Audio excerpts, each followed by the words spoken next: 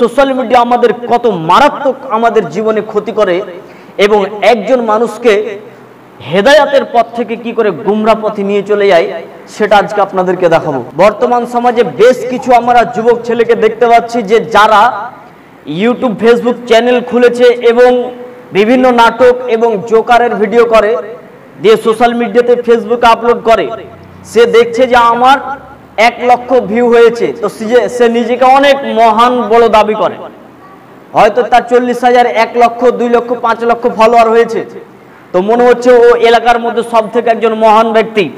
অথচ এই social media আজকে বর্তমান যুগে এক মারাত্মক ক্ষতির দিকে তাদেরকে এগিয়ে নিয়ে গেছে, তারা একবার কল্পনাও করতে জানে না।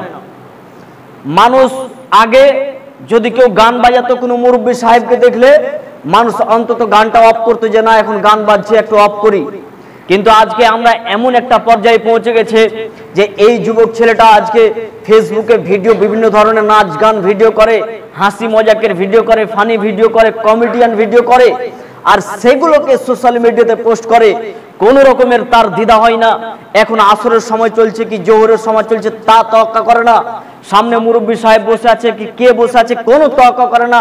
তার মা বাবা দেখছে কি তার শ্বশুর দেখছে, কেউ কাউকে আর অপেক্ষা করে না, কাউকে আর উপেক্ষা করে তারা চলে না। তারা নির্দ্বিধায় তারা এই সমাজকে একেবারে ধ্বংসের পথে নিয়ে চলে গেছে। আর বর্তমান সময়ে এই যে সামনে যে জেনারেশন যুবক, যে ছোট ছোট বাচ্চারা এখন বড় হচ্ছে, আগামী দিনে এরা কি পথে নামতে যাচ্ছে এটা আরো ভয়ানক হয়ে দাঁড়াচ্ছে। তাই প্রত্যেকটা গ্রামের যারা মুরব্বী থাকবেন এবং প্রত্যেক গ্রামের মুসলিম যারা নেতা থাকবেন, যারা মসজিদ কমিটি থাকবে, যারা গ্রামের নেতা থাকবে, যারা নিজের গ্রামকে পরিচালনা করে, তাদের প্রত্যেককেই এই পদক্ষেপ নেওয়া উচিত যে যারা এইভাবে কমেডিয়ান ভিডিও করে যারা ছাড়বে, যারা এই ধরনের চ্যালেঞ্জ যারা এখন বের করে যারা বর্তমানে ফেসবুকে ভিডিও ছাড়ছে, এদেরকে তাদের জামাত থেকে বের করে দেওয়া উচিত। তাদেরকে প্রথমে আগে হেদায়েতের পথে ডাকুন।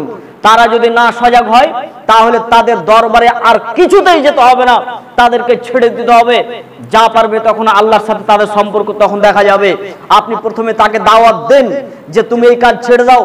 তুমি মুসলিম ছেলে, তোমার বাপ মুসলিম, তোমার দাদা হজ করেছিল, তোমার দাদু ছিল অত্যন্ত পরেশগার, তোমার বাবা মুলবি সাহেব, তোমার চাচা মুলবি সাহেব, তুমি কি করছো? তুমি এই ভিডিও কেন করছো?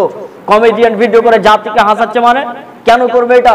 শুনেন, আলোর গতি যেটা রয়েছে, এই যে আলো রয়েছে, সূর্যের যে আলো রয়েছে, এই আলোর গতি বিজ্ঞানরা বলেন আলো 1 সেকেন্ডে 1,86,000 মাইল, প্রায় 1,86,000 মাইল 1 সেকেন্ডে সে পথ অতিক্রম করতে পারে। যেই ছেলেটা এখন হাসির ভিডিও তৈরি করে এখন সমাজের মধ্যে ছেড়ে দিয়েছে, মনে করেন 1 মিনিটের ভিডিওটা, 1 মিনিটের ভিডিও যদি 10,000 মানুষ দেখে, 10,000 মানুষের 1 মিনিট করে সময় নষ্ট হলো। কিয়ামতের মাঠে যখন জিজ্ঞাসা করা হবে, বলো তো তুমি এদের সময়কে তুমি নষ্ট কেন করলা, তখন কি জবাব দেবে?